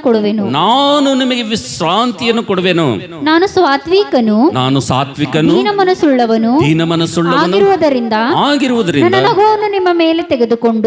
ನೊಗವನ್ನು ನಿಮ್ಮ ಮೇಲೆ ತೆಗೆದುಕೊಂಡು ನನ್ನಲ್ಲಿ ಕಲಿತುಕೊಳ್ಳಿರಿ, ಆಗ ನಿಮ್ಮ ಆತ್ಮಗಳಿಗೆ ವಿಶ್ರಾಂತಿ ಸಿಕ್ಕುವುದು. ಸಾಕಮ್ಮ, ನಾವು ನೋಡ್ತೇವೆ, ಎಲ್ಲರೂ ನನ್ನ ಕಡೆಗೆ ನೋಡ್ರಿ. ನಾವು ನೋಡ್ತೇವೆ ನನ್ನ ಪ್ರೀತಿ ದೇವರ ಮಕ್ಕಳೇ, ಹೊಸ ವರ್ಷದಲ್ಲಿ ಕಾಲಿಡೋದಕ್ಕಿಂತ ಮುಂಚೆ, ನೂತನ ವರ್ಷದಲ್ಲಿ ಕಾಲಿಡೋದಕ್ಕಿಂತ ಮುಂಚೆ ನಮ್ಮ ಜೀವಿತ, ನಮ್ಮ ಬದುಕು, ನಮ್ಮ ಆತ್ಮೀಯ ಜೀವಿತ ಹೇಗಿರಬೇಕೆಂಬುದು ನೋಡ್ತಾ ಸಂಬಳಿ, ಹೇಗೆ ನಾವು ಕಾಲಿಡಬೇಕೆಂಬುದು ನೋಡ್ತಾ ಸಂಬಳಿ, ಮೊಟ್ಟ ಮೊದಲನೇದಾಗಿ ನಾವು ಯಾವುದನ್ನು ನಮ್ಮಲ್ಲಿ ಇಟ್ಕೊಂಡು ಹೊಸ ವರ್ಷದಲ್ಲಿ ಕಾಲಿಡಬಾರ್ದಪ್ಪ ಅಂತಂದ್ರೆ ಈ ಹೊಸ ವರ್ಷ ಆಶೀರ್ವಾದಗಳಿಗೆ ಸಿದ್ಧತೆ ಏನೆಂಬುದನ್ನು ನೋಡ್ತಾ ಸಂಬಳಿ ನಾವು ನೋಡ್ತೇವೆ ನನ್ನ ಪ್ರೀತಿ ದೇವರ ಮಕ್ಕಳೇ. ಮತ್ತಾಯನ ಬರೆಸುವ ವಾರ್ತೆ 11ನೇ ಅಧ್ಯಾಯ 28ನೇ ವಚನದಲ್ಲಿ, ಪಾಪ ಅಂತಕ್ಕಂಥದ್ದು ನಮ್ಮ ಜೀವಿತದಲ್ಲಿ ಹಾಗೇ ಇಟ್ಟುಕೊಂಡು ನೂತನ ವರ್ಷದಲ್ಲಿ ನಾವು ಕಾಲಿಡಬಾರದು ಎಂಬುದಾಗಿ ದೇವರು ನಮಗೆ ಹೇಳ್ತಾ ಇದ್ದಾನೆ ಅಂತ ಹೇಳಿ. ಹಲ್ಲೆಲೂಯಾ. ಅದು ನಿನ್ನ ವೈಯಕ್ತಿಕ ಪಾಪವಾಗಿರ್ಬೋದು, ಅದು ನಿನ್ನ ರಹಸ್ಯ ಪಾಪವಾಗಿರ್ಬೋದು, ನಿನ್ನ ಜೀವಿತದಲ್ಲಿ ಯಾವುದೇ ಪಾಪವಾಗಿರ್ಬೋದು. ಆದರೆ ದೇವರು ಹೇಳುವಂತ ಮಾತೇನಪ್ಪ ಅಂತಂದ್ರೆ, ನಿನಗೆ ಆಶೀರ್ವಾದ ಮಾಡಲು ದೇವರು ಕಾತುರದಿಂದ ಕಾಯ್ತಾ ಇದ್ದಾನೆ. ದೇವರು ನಿನ್ನನ್ನು ಹೆಚ್ಚಿಸಲು ಆತನ ಇಷ್ಟವುಳ್ಳವನಾದಂಥ ದೇವರಾಗಿದ್ದಾನೆ. ನೀನು ಇಲ್ಲಿ ತನಕ ಗುಲಾಮನಂತೆ ನೀನು ಇಲ್ಲಿ ತನಕ ಕಷ್ಟಪಟ್ಟಿರ್ಬೋದು, ಆ ಒಂದು ದಾಸನಂತೆ ಇಲ್ಲಿ ತನಕ ನೀನು ಕಷ್ಟಪಟ್ಟಿರ್ಬೋದು. ಆದರೆ ದೇವರು ನಿನಗೆ ಆಶ್ರಮ ಮಾಡುವಂತ ಸಮೀಪ ಬಂದಿದ್ದ ಇವುಗಳನ್ನು ನೀನು ಇಟ್ಟುಕೊಂಡು ಮುಂದೆ ಹೋಗಬೇಡ ಎಂಬುದಾಗಿ ಹೇಳುವಂತ ಸಂದರ್ಭದಲ್ಲಿ ನಾವು ನೋಡ್ತೇವೆ, ಮೊಟ್ಟ ಮೊದಲನೇದಾಗಿ ಒಬ್ಬ ವಿಶ್ವಾಸಿ, ಒಬ್ಬ ದೇವರ ಮಗನು, ಒಬ್ಬ ದೇವರ ಮಗಳು ಏನನ್ನು ಇಟ್ಕೊಳ್ಬಾರ್ದು ಎಂಬುದಾಗಿ ದೇವರ ವಾಕ್ಯದ ನೋಡುವ ಸಂದರ್ಭದಲ್ಲಿ ಪಾಪ ಅಂತಕ್ಕಂಥದ್ದು ಹಾಗೇ ನಾವು ಇಟ್ಕೊಂಡು ಇನ್ನೇನು ನೂತನ ವರ್ಷದಲ್ಲಿ ನಾವು ಪ್ರವೇಶ ಮಾಡಿದೆವಪ್ಪ ಅಂತಂದ್ರೆ ಆ ನೂತನ ವರ್ಷ ನನಗೆ ಆಶೀರ್ವಾದಕರವಾಗಿರುವುದಿಲ್ಲ ಎಂಬುದಾಗಿ ದೇವರ ವಾಕ್ಯದಲ್ಲಿ ನೋಡ್ತೀವಿ ಅಂತ ಹೇಳಿರಿ. Hallelujah, hallelujah. ಏನು ಇಟ್ಕೋಬಾರ್ದಂತೀರಿ ನಾವು? ಪಾಪ ಅಂತಕ್ಕಂಥದ್ದು ನಾವು ಇಟ್ಕೊಳ್ಬಾರ್ದು ಪ್ರಿಯರೇ. ಯಾಕಂದ್ರೆ ಮೊದಲನೇ ಯೋಹಾನನ ಪತ್ರಿಕೆ 1ನೇ ಅಧ್ಯಾಯ 7, 8, 9ನೇ ವಚನ ನೋಡುವಂತ ಸಂದರ್ಭದಲ್ಲಿ ನಾವು ನೋಡ್ತೇವೆ, ಅಲ್ಲಿ ನಮ್ಮ ಸಕಲ ಪಾಪಗಳನ್ನು ನಾವು ಒಪ್ಪಿಕೊಳ್ಳೋದಾದ್ರೆ ಆತ ನನ್ನ ರಕ್ತದಿಂದ ತೊಳೆದು ನಮ್ಮನ್ನು ಶುದ್ಧರನ್ನಾಗಿ ಮಾಡ್ತಾನಂತ. ಹಲ್ಲೆಲೂಯಾ. ನಾವು ನೋಡ್ತೇವೆ, ನಮ್ಮ ಪಾಪಗಳು ಕಡು ಕೆಂಪಾಗಿದ್ದರೂ ಕೂಡ ನಾವು ನೋಡ್ತೇವೆ ತೊಳೆದು ಹಿಮದಂತೆ ಬಿಳುಪಾಗಿ ಆತನು ಮಾಡಲು ಸಿದ್ಧವಾಗಿದ್ದಾನಂತ ಹೇಳಿದ್ರು. ಹಲ್ಲೆಲೂಯಾ. ಅದಕ್ಕೋಸ್ಕರಾಗಿ ನನ್ನ ಪ್ರೀತಿ ದೇವರ ಮಕ್ಕಳೇ, ಆತನ ನಮ್ಮ ಪಾಪಗಳು ಕಡು ಕೆಂಪಾಗಿದ್ರು ತೊಳೆದು ಹಿಮದಂತೆ ಬೆಳ್ಳಗೆ ಮಾಡಲು ಆತನು ಸಿದ್ಧನಿರುವಂಥ ಸಂದರ್ಭದಲ್ಲಿ ನೀನು ಒಂದ್ ವೇಳೆ ಸಿದ್ಧರಿಲ್ಲಪ್ಪ ಅಂತಂದ್ರೆ, ನೀನು ಸಿದ್ಧವಿರಲಿಲ್ಲಪ್ಪ ಅಂತಂದ್ರೆ ನಾವು ನೋಡ್ತೇವೆ ಹಳೆಯ ಪಾಪ, ವೈಯಕ್ತಿಕವಾದಂಥ ಪಾಪ, ನಾವು ರಹಸ್ಯವಾದಂಥ ಪಾಪ, ಗುಪ್ತವಾದಂಥ ಪಾಪಗಳನ್ನ ಇಟ್ಕೊಂಡು ನಾವು ನೂತನ ವರ್ಷದಲ್ಲಿ ಪ್ರವೇಶ ಮಾಡಿದೆವಪ್ಪ ಅಂತಂದ್ರೆ ಅದು ದೇವರಿಗೆ ಇಷ್ಟ ಇಲ್ಲ ಎಂಬುದಾಗಿ ದೇವರ ವಾಕ್ಯದಲ್ಲಿ ನೋಡ್ತೇವೆ ಅಂತ ಹೇಳಿ. ಹಲ್ಲೆಲೂಯಾ. ಅದು ನಿನ್ನ ಕುರಿತು ದೇವರಿಗೆ ಇಷ್ಟ ಇಲ್ಲ. ಯಾಕಂದ್ರೆ ದೇವರಿಗೆ ಏನು ಇಷ್ಟಪ್ಪ ಅಂತಂದ್ರೆ ನೀನು ಪಾಪವನ್ನು ಬಿಟ್ಟು ಪರಿಶುದ್ಧನಾಗಿ ಜೀವಿಸಬೇಕು. ಪರಿಶುದ್ಧರಲ್ಲಿ ನೀನು ಪಾಲುಗಾರಳಾಗಬೇಕೆಂಬುದಾಗಿ, ನೀನು ಕೂಡ ಪಾಲುಗಾರನಾಗಬೇಕೆಂಬುದಾಗಿ ದೇವರ ಉದ್ದೇಶ ಇರುವುದರಿಂದ ಪಾಪ ಅಂತಕ್ಕಂಥದ್ದು ಇಟ್ಟುಕೊಳ್ಳದೆ ಪ್ರವೇಶ ಮಾಡ್ಬೇಕಂತೇಳಿ. ಹಲ್ಲೆಲೂಯಾ. ಎರಡನೇದಾಗಿ ನಾವು ನೋಡ್ತೇವೆ, ಯಾರಾದರೂ ಮೊದಲನೇ ಸಮಯಲ ಪುಸ್ತಕ 15ನೇ 22ನೇ ವಚನ ಓದ್ತೀರಾ? ಎರಡನೇದಾಗಿ ಏನನ್ನು ಇಟ್ಟುಕೊಳ್ಬಾರ್ದು ನಾವು? ಫಾಸ್ಟ್ ಆಗಿ ಬೇಗನೆ ಮೊದಲನೇ ಸಮಯಲ ಪುಸ್ತಕ 15ನೇ 22ನೇ ವಚನ. ಅದಕ್ಕೆ ಸಮುವೇಲನು ಯೆಹೋವನು ವಿಧೇಯತ್ವಕ್ಕೆ ಮೆಚ್ಚುವಷ್ಟು ಯಜ್ಞಹೋಮಗಳಿಗೆ ಮೆಚ್ಚುತ್ತಾನೋ. ಯಜ್ಞವನ್ನು ಅರ್ಪಿಸುವುದಕ್ಕಿಂತ ಮಾತು ಕೇಳುವುದು ಉತ್ತಮವಾಗಿದೆ. ಹಲ್ಲೆಲೂಯಾ. ನಾವು ನೋಡ್ತೇವೆ ನನ್ನ ಪ್ರೀತಿ ದೇವರ ಮಕ್ಕಳೇ, ಹೊಸ ವರ್ಷದಲ್ಲಿ ಕಾಲಿಡ್ಬೇಕಪ್ಪ ಅಂತಂದ್ರೆ ದೇವರಿಗೆ ನಾವು ನೋಡ್ತೇವೆ ಅವಿಧೇಯತೆ ಅಂತಕ್ಕಂಥದ್ದು ನಮ್ಮಲ್ಲಿ ಇಟ್ಕೊಂಡು ಆ ವರ್ಷದಲ್ಲಿ ಕಾಲಿಟ್ಟಪ್ಪ ಅಂತಂದ್ರೆ ಅದು ದೇವರಿಗೆ ಇಷ್ಟ ಇಲ್ಲ ಅಂತ ಹೇಳಿರಿ. ಹಲ್ಲೆಲೂಯಾ. ಏನಿರಬಾರ್ದಂತ ನಮ್ಮ ಜೀವಿತದಲ್ಲಿ? ಅಕೋರ್ಸ್ ನೀ 2024ನೇ ವರ್ಷದಲ್ಲಿ ಇಡೀ ವರ್ಷವೆಲ್ಲ ನೀನು ಅವಿಧೇಯಳಾಗಿ ಜೀವಿಸಿರ್ಬೋದು. ನೀನು ಜೀವಿಸಿದ್ದಿ ಅಂತೇಳಿ ಉದ್ದೇಶಪೂರ್ವಕವಾಗಿ ಈ ಮಾತನ್ನು ದೇವರು ಹೇಳ್ತಾ ಇದ್ದಾನೆ, ಸುಮ್ಮನೆ ದೇವ್ರು ಹೇಳಂಗಿಲ್ಲ. ಯಾಕಂದ್ರೆ ದೇವ್ರು ನಾವು ನೋಡ್ತೀವಿ, ಮನುಷ್ಯರಾದರೂ ಹೊರಗಿನ ತೋರಿಕೆಯನ್ನು ನೋಡ್ತಾರೆ, ಮನುಷ್ಯರಾದರೂ ಮುಖ ನೋಡ್ತಾರೆ. ಮೊದಲನೇ ಸಮಯ 16ನೇ ಅಧ್ಯಾಯದಲ್ಲಿ ದೇವ್ರು ಹೇಳ್ತಾನಪ್ಪ ಅಂತಂದ್ರೆ ದೇವರು ಅಂತರಂಗವನ್ನು ನೋಡುವಂತವನಾಗಿದ್ದಾನೆ ಎಂಬುದಾಗಿ ನನ್ನ ಬೈಬಲ್ ಹೇಳ್ತದೆ ಅಂತ ಹೇಳಿರಿ. ಹಲ್ಲೆಲೂಯಾ. ಅದಕ್ಕೆ ಸಮುವೇಲನಿಗೆ ಅಲ್ಲಿ ದೇವ್ರು ಹೇಳ್ತಾನೆ, ಸಮುವೇಲನೇ ಆತನ ಮುಖವನ್ನು ನೀನು ನೋಡಬೇಡ, ಆತನ ಎತ್ತರವನ್ನು ನೋಡಬೇಡ, ಆತನ ಬಣ್ಣವನ್ನು ನೀನು ನೋಡಬೇಡ, ಮನುಷ್ಯರಂತೆ ಹೊರಗಿನ ತೋರಿಕೆ ನೋಡಬೇಡ, ನಾನು ಆರಿಸಿಕೊಂಡಂತ ವ್ಯಕ್ತಿ ಈತನಲ್ಲ ಎಂಬುದಾಗಿ ಸಮುವೇಲನಿಗೆ ದೇವರು ಮಾತಾಡ್ತಾನಂತ ಹೇಳಿರಿ. ಹಲ್ಲೆಲೂಯಾ. ಅದಕ್ಕೋಸ್ಕರಾಗಿ ನನ್ನ ಪ್ರೀತಿಯ ದೇವ್ರ ಮಕ್ಕಳೇ, ಸಹೋದರ ಸಹೋದರಿಯರೇ, ಇವತ್ತು ನಾವು ನೂತನ ವರ್ಷದಲ್ಲಿ ಹೇಗೆ ಸಿದ್ಧವಾಗಬೇಕಪ್ಪ ಅಂತಂದ್ರೆ, ನೂತನ ವರ್ಷದಲ್ಲಿ ನೂತನವಾದಂಥ ಆಶೀರ್ವಾದಗಳನ್ನು ಪಡೆದುಕೊಳ್ಬೇಕಪ್ಪ ಅಂತಂದ್ರೆ ದೇವರಿಗೆ ಇಷ್ಟವಿಲ್ಲದಂಥ ಕೆಲವು ಕಾರ್ಯಗಳನ್ನು ಇಟ್ಟುಕೊಳ್ಬಾರ್ದು ಎಂಬ ದೇವರು ಹೇಳುವಂಥ ಸಂದರ್ಭದಲ್ಲಿ ನಾವು ನೋಡ್ತೇವೆ. ಎರಡನೇದಾಗಿ ನಾವು ನೋಡ್ತೇವೆ ಅವಿಧೇಯತೆ ಅಂತಕ್ಕಂಥದ್ದು ನಾವು ಇಟ್ಕೊಂಡು ಹೊಸ ವರ್ಷದಲ್ಲಿ ಪ್ರವೇಶ ಮಾಡಿದೆವಪ್ಪ ಅಂತಂದ್ರೆ ಆ ವರ್ಷ ನಿನ್ನ ಜೀವಿತದಲ್ಲಿ ಯಾವುದೇ ಪ್ರಯೋಜನ, ಯಾವುದೇ ಲಾಭ ಅಂತಕ್ಕಂಥದ್ದು ನಿನ್ನ ಜೀವಿತಕ್ಕೆ ಬರುವುದಿಲ್ಲ. ಅದಕ್ಕೋಸ್ಕರಾಗಿ ನೂತನ ವರ್ಷದಲ್ಲಿ ಕಾಲಿಡೋದಕ್ಕೋಸ್ಕರಾಗಿ ದೇವರು ನಮ್ಮನ್ನು ಸಿದ್ಧ ಮಾಡುವಂತ ಸಂದರ್ಭದಲ್ಲಿ, ದೇವರು ನಮ್ಮನ್ನು ತಯಾರು ಮಾಡುವಂತ ಸಂದರ್ಭದಲ್ಲಿ ಈ ಮಾತುಗಳನ್ನು ಹೃದಯಕ್ಕೆ ತಾಕ್ಲಿ ಎಂಬುದಾಗಿ ನಾನು ಆಸೆ ಪಡ್ತಾ ಇದ್ದೇನೆ ಅಂತ ಹೇಳಿ. ಹಲ್ಲೆಲೂಯಾ. ನಾವು ನೋಡ್ತೇವೆ ಈ ಅವಿಧೇಯತೆ ಅಂತದ್ದು ನಮ್ಮಲ್ಲಿ ಇತ್ತಪ್ಪ ಅಂತಂದ್ರೆ ಈ ಅವಿಧೇಯತೆ ಯಾವುದಕ್ಕೆ ಸಮಾನ ಆಗಿದೆ ಅಂತ ಓದಮ್ಮ ಇನ್ನು ಮುಂದೆ. ಹಾಗೆ ಓದ ಅದೇ ವಚನ. ಯಜ್ಞವನ್ನು ಅರ್ಪಿಸುವುದಕ್ಕಿಂತ ಮಾತು ಕೇಳುವುದು ಉತ್ತಮವಾಗಿದೆ. ಯಜ್ಞವನ್ನು ಅರ್ಪಿಸುವುದಕ್ಕಿಂತ ಮಾತು ಕೇಳುವುದು ಉತ್ತಮವಾಗಿದೆ. ಟಗರುಗಳ ಕೊಬ್ಬಿಗಿಂತ ವಿಧೇಯತ್ವವು ವಿಶೇಷವಾಗಿದೆ. ವಿಧೇಯತ್ವವು ವಿಶೇಷವಾಗಿದೆ. ಅವಿಧೇಯತ್ವವು ಮಂತ್ರತಂತ್ರಗಳಷ್ಟೇ ಕೆಟ್ಟದಾಗಿದೆ. ನಾವು ನೋಡ್ತೇವೆ ನನ್ನ ಪ್ರೀತಿ ದೇವರ ಮಕ್ಕಳೇ, ನಮ್ಮಲ್ಲಿ ಅವಿಧೇಯತೆ ಒಂದೊಳ್ಳೆ ಇತ್ತಪ್ಪ ಅಂತಂದ್ರೆ ಅದು ಎದಕ್ಕೆ ಸಮಾನ ಆಗ್ಯದಂತ್ರಿ? ಅದು ಮಾಟ ಮಂತ್ರಕ್ಕೆ ಸಮಾನ ಆಗ್ಯದಂತ. ನೀನು ದೇವರಿಗೆ ಒಳಗಾಗ್ಲಿಲ್ಲ ಅಂದ್ರೆ, ದೇವರಿಗೆ ವಿಧೇಯನಾಗ್ಲಿಲ್ಲಪ್ಪ ಅಂತಂದ್ರೆ ನೀನು ಎದಕ್ಕೆ ಒಳಗಾಗ್ದಂಗಂತ? ನಿನ್ನ ಎಲ್ಲಿದ್ದಂಗಂತ? ನೀನು ಮಂತ್ರ ತಂತ್ರಗಳಲ್ಲಿ ಅದೇ ಚಾಳಿ ನಿನ್ನಲ್ಲಿ ಇನ್ನೂ ಕೂಡ ಇದೆ ಅಂತ ಅದರ ಅರ್ಥ ಅಂತ, ಅದು ಸೂಚನೆ ಅಂತ. ನಾನು ಹೇಳ್ತೀನೇನ್ರಿ ಮಾತ? ನನ್ನ ಮೇಲೆ ಸಿಟ್ಟಾಪಟ್ರಿ ಮತ್ತೆ ಏನ್ರಿ? ಈ ಮಾತು ಯಾರು ಹೇಳತ್ತಾರ? ನಿನ್ನಲ್ಲಿ ಅವಿಧೇಯತೆ ಅಂತಕ್ಕಂಥದ್ದು ಇತ್ತಪ್ಪ ಅಂತಂದ್ರೆ ನಾವು ನೋಡ್ತೇವೆ, ಯಜ್ಞವನ್ನು ಅರ್ಪಿಸುವುದಕ್ಕಿಂತ ಮಾತು ಕೇಳೋದು ಉತ್ತಮ ಎಂಬುದಾಗಿ ದೇವರು ಹೇಳ್ತಾ ಇದ್ದಾನೆ ಅಂತೇಳಿ. ನೀನು ದೇವರ ಮಾತನ್ನು ಕೇಳ್ದಪ್ಪ ಅಂತಂದ್ರೆ, ದೇವರ ಮಾತಿಗೆ ನೀನು ಒಳಗಾದೆಪ್ಪ ಅಂತಂದ್ರೆ, ನೂತನ ವರ್ಷದಲ್ಲಿ ನಿನಗೆ ನೂತನವಾದಂಥ ಆಶೀರ್ವಾದಗಳನ್ನು ದೇವರು ಕೊಡ್ತಾನೆ ಅಂತೇಳಿ. ಹಲ್ಲೆಲೂಯಾ. ಅದಕ್ಕೋಸ್ಕರಾಗಿ ಅವಿಧೇಯತೆ ಅಂತಕ್ಕಂಥದ್ದು ಅದು ಮಂತ್ರ ತಂತ್ರಗಳಷ್ಟೇ ಕೆಟ್ಟದಾಗಿರೋದ್ರಿಂದ, ಅದು ದೇವರು ಅಸಹಿಸಿಕೊಳ್ಳುವಂಥ ಕಾರ್ಯ ಆಗಿದ್ದರಿಂದ ನಾವು ನೋಡ್ತೇವೆ, ಅವಿಧೇಯತೆ ಇದ್ದಂಥವ್ರ ಜೀವಿತವನ್ನು ದೇವರು ಎಷ್ಟು ಮಾತ್ರಕ್ಕೂ ಇಷ್ಟಪಡುವುದಿಲ್ಲ. ಅದಕ್ಕೋಸ್ಕರಾಗಿ ನನ್ನ ಪ್ರೀತಿ ದೇವರ ಮಕ್ಕಳೇ, ಯಾವುದನ್ನು ನಾವು ಇಟ್ಟುಕೊಳ್ಳಬಾರ್ದು ಎಂಬುದಾಗಿ ದೇವರ ವಾಕ್ಯದ ನೋಡುತ್ತ ಸಂದರ್ಭದಲ್ಲಿ ಎರಡನೇದಾಗಿ ಅವಿಧೇಯತೆ ಅಂತಕ್ಕಂಥದ್ದು ನಾವು ಏನು ಮಾಡಬಾರ್ದಂತ್ರಿ? ಇಟ್ಟುಕೊಂಡು ನೂತನ ವರ್ಷದಲ್ಲಿ ಪ್ರವೇಶ ಮಾಡಬಾರ್ದು. ಮೂರನೇದಾಗಿ ಏನು ಇಟ್ಕೊಳ್ಬಾರ್ದು ಓದ್ತೀರಾ ಯಾರಾದರೂ? ಮೂರನೇದಾಗಿ ಏನನ್ನು ಇಟ್ಕೊಳ್ಬಾರ್ದು? ಮೊದಲನೇ ವರ್ಷಗಳ ಪುಸ್ತಕ 18ನೇ ಅಧ್ಯಾಯ 21ನೇ ವಚನ. ಮೂರನೇದಾಗಿ ನಾವು ಏನು ಇಟ್ಕೊಳ್ಬಾರ್ದು? ನೂತನ ವರ್ಷದಲ್ಲಿ ಹೋಗೋದಕ್ಕಿಂತ ಮುಂಚಿತವಾಗಿ ನಾವು ಏನು ಇಟ್ಕೊಳ್ಬಾರ್ದು? ಮೊದಲನೇ ವರ್ಷಗಳ ಪುಸ್ತಕ 18ನೇ ಅಧ್ಯಾಯ 21ನೇ ವಚನ ಓದ್ರಿ, ಬೇಗನೆ ಫಾಸ್ಟಾಗಿ. ಅಯ್ಯೋ, ಸತ್ಯವೇದ ಎತ್ತ ಹಾಕ್ಲತ್ತಿರಲ್ಲ. ಫಸ್ಟ್ ಕಿಂಗ್ 18 ವರ್ಸ್ 18 ಎಲೀಯನು ಎಲ್ಲಾ ಜನರ ಹತ್ತಿರ ಹೋಗಿ, ಎಲೀಯನು ಎಲ್ಲಾ ಜನರ ಹತ್ತಿರ ಹೋಗಿ ಅವರಿಗೆ ನೀವು ಎಷ್ಟರವರೆಗೆ ಎರಡು ಮನಸ್ಸುಳ್ಳವರಾಗಿರುವಿರಿ? ನೀವು ಎಷ್ಟರವರೆಗೆ ಎರಡು ಮನಸ್ಸುಳ್ಳವರಾಗಿರುವಿರಿ? ಯೆಹೋವನು ದೇವರಾಗಿದ್ದರೆ ಆತನನ್ನೇ ಹಿಂಬಾಲಿಸಿರಿ. ಯೆಹೋವನು ದೇವರಾಗಿದ್ದರೆ ಆತನನ್ನೇ ಹಿಂಬಾಲಿಸಿರಿ. ಬಾಳನು ದೇವರಾಗಿದ್ದರೆ ಅವನನ್ನೇ ಹಿಂಬಾಲಿಸಿರಿ. ಬಾಳನು ದೇವರಾಗಿದ್ದರೆ ಆತನನ್ನೇ ಹಿಂಬಾಲಿಸಿರಿ. ಸಾಕಮ್ಮ. ನಾವು ನೋಡ್ತೇವೆ ನನ್ನ ಪ್ರೀತಿಯ ಮಕ್ಕಳೇ, ಮೂರನೇದಾಗಿ ವಿಶ್ವಾಸಿ ಮಕ್ಕಳಾಗಿರುವಂತ ನಾವು, ದೇವರ ಮಕ್ಕಳಾಗಿರುವಂತ ನಾವು ಏನನ್ನು ಇಟ್ಕೊಳ್ಬಾರ್ದಪ್ಪ ಅಂತಂದ್ರೆ, ಎರಡು ಮನಸ್ಸು ಅಂತಕ್ಕಂಥದ್ದು ಇಟ್ಕೊಂಡು ನಾವು ಹೊಸ ವರ್ಷದಲ್ಲಿ ಹೋಗ್ಬಾರ್ದು ಅಂತೇಳಿ. ಹಲ್ಲೆಲೂಯಾ. ಏನು ಇಟ್ಕೋಬಾರ್ದಂತ್ರಿ? ಏನು ಇಟ್ಕೋಬಾರ್ದು? ಜೋರಾಗಿ ಹೇಳಿ ಬ್ರದರ್ಸ್. ಏನು ಇಟ್ಕೋಬಾರ್ದಂತ? ಎರಡು ಮನಸ್ಸು ಇಟ್ಕೊಂಡು ನಾವು ಹೊಸ ವರ್ಷದಲ್ಲಿ ಕಾಲಿಡಬಾರ್ದಂತ ನಾವು ನೋಡ್ತೇವೆ. ಎರಡು ಮನಸ್ಸು ನಮ್ಮಲ್ಲಿ ಇತ್ತಪ್ಪ ಅಂತಂದ್ರೆ ದೇವರಿಂದ ಏನೂ ನಾವು ಹೊಂದಿಕೊಳ್ಳಂಗಿಲ್ಲ ಅಂತೇಳಿ. ಯಾರು ದೇವರಿಂದ ಹೊಂದಿಕೊಳ್ತಾರಪ್ಪ ಅಂತಂದ್ರೆ, ಯಾರು ದೇವರಿಂದ ಆಶೀರ್ವಾದ ಪಡ್ಕೊಳ್ತಾರಪ್ಪ ಅಂತಂದ್ರೆ, ಬರುವಂತ ನೂತನ ವರ್ಷದಲ್ಲಿ ನೂತನ ಆಶೀರ್ವಾದ ಯಾರು ಪಡ್ಕೊಳ್ತಾರಪ್ಪ ಅಂತಂದ್ರೆ, ಯಾರು ಒಂದೇ ಮನಸ್ಸುಳ್ಳವರಾಗಿರ್ತಾರೋ, ಯಾರು ಐಕ್ಯತೆಯಲ್ಲಿರ್ತಾರೋ, ಯಾರು ಒಂದೇ ಮನಸ್ಸುಳ್ಳವರಾಗಿರ್ತಾರೋ ನಾವು ನೋಡ್ತೇವೆ ಅಲ್ಲಿ ದೇವರು ಇರ್ತಾನೆ ಎಂಬುದಾಗಿ ದೇವರ ವಾಕ್ಯದಲ್ಲಿ ನೋಡ್ತೇವೆ ಅಂತೇಳಿ. ಹಲ್ಲೆಲೂಯಾ. ಅದಕ್ಕೋಸ್ಕರವಾಗಿ ಈ ವರ್ಷದಲ್ಲಿ ನನ್ನ ಪ್ರೀತಿಯ ತಮ್ಮ ತಂಗಿ, ನಿನ್ನ ಜೀವಿತದಲ್ಲಿ ಇಲ್ಲಿ ತನಕ ಎರಡು ಮನಸ್ಸು ಒಂದು ವೇಳೆ ಇತ್ತಪ್ಪ ಅಂತಂದ್ರೆ, ಇಡೀ ವರ್ಷವೆಲ್ಲ ಎರಡು ಮನಸ್ಸುಳ್ಳವನಾಗಿ ಎರಡು ಮನಸ್ಸುಳ್ಳವಳಾಗಿ ನೀನು ಇಡೀ ವರ್ಷವೆಲ್ಲ ನಾನು ಜೀವಿಸಿದಪ್ಪ ಅಂತಂದ್ರೆ, ದೇವರು ನಿನಗೆ ಹೇಳ್ತಾ ಇದ್ದಾನೆ, ಒಬ್ಬ ಮನುಷ್ಯ ನಿನಗೆ ಹೇಳ್ತಾ ಇದ್ದಲ್ಲ, ಎರಡು ಮನಸ್ಸನ್ನು ಇಟ್ಕೊಳ್ಬಾರ್ದು ಎಂಬ ದೇವರು ಹೇಳ್ತಾ ಇದ್ದಾನೆ ಅಂತೇಳಿ. ಹಲ್ಲೆಲೂಯಾ. ಎರಡು ಮನಸ್ಸನ್ನ ಒಂದು ವೇಳೆ ಇಟ್ಕೊಳ್ಳೋದಾದ್ರೆ ಖಂಡಿತವಾಗಿ ನಾವು ಆಶೀರ್ವಾದಗಳನ್ನು ಕಳ್ಕೊಳ್ತೇವೆ. ಅದಕ್ಕೋಸ್ಕರಾಗಿ ನಾವು ಏನನ್ನು ಮಾಡಬೇಕಪ್ಪ ಅಂತಂದ್ರೆ, ನಾವು ಒಂದೇ ಮನಸ್ಸುಳ್ಳವರಾಗಿರ್ಬೇಕು, ದೇವರಿಂದ ಆಶೀರ್ವಾದಗಳನ್ನು ಹೊಂದಿಕೊಳ್ಳೆಂಬ ನೋಡ್ತೀವಿ ಅಂತೇಳಿ. ಹಲ್ಲೆಲೂಯಾ. ನಾವು ನೋಡ್ತೇವೆ ನನ್ನ ಪ್ರೀತಿಯ ಮಕ್ಕಳೇ, ನಾಲ್ಕನೇದಾಗಿ ಯಾರಾದರೂ ಓದ್ತೀರಾ ಏನನ್ನು ಇಟ್ಕೊಳ್ಬಾರ್ದು? ಎಫೆಸ ಪತ್ರಿಕೆ 4ನೇ ಅಧ್ಯಾಯ 26ನೇ ವಚನ ಓದ್ರಿ. ಏನು ಇಟ್ಕೊಳ್ಳಬಾರದು? ನಾಲ್ಕನೇದಾಗಿ ನಾವು ಏನನ್ನು ಇಟ್ಕೊಳ್ಬಾರ್ದು? ನಾಲ್ಕನೇದಾಗಿ ನಾವು ಏನು ಇಟ್ಕೊಳ್ಬಾರ್ದು? ಎಫೆಸ ಪತ್ರಿಕೆ 4ನೇ ಅಧ್ಯಾಯ 26ನೇ ವಚನ ಓದ್ರಿ. ಕೋಪ ಮಾಡಬೇಕಾದರೂ ಪಾಪ ಮಾಡಬೇಡಿರಿ. ಸೂರ್ಯನು ಮುಳುವುದಕ್ಕಿಂತ ಮುಂಚೆ ನಿಮ್ಮ ಸಿಟ್ಟು ತೀರಲಿ. ಸಾಕಮ್ಮ.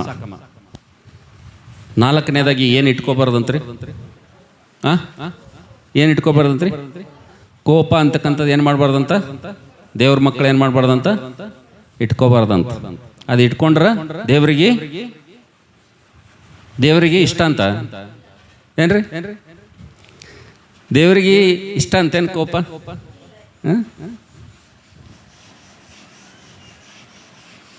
ಮತ್ತು ದೇವ್ರಿಗೆ ಇಷ್ಟ ಇರ್ಲಾರ್ದ ನಾವು ಇಟ್ಕೊಂಡೆ ಅಂದ್ರೆ ಏನಾಗ್ತದ್ರಿ? ಹಲ್ಲು ಕಡಿತಾರೊಬ್ಬರು, ಹಲ್ಲು ಅರಿತಾರೊಬ್ಬರು. ನೋಡ್ರಿ, ಏನು ಇಟ್ಕೋಬಾರ್ದಂತ್ರಿ?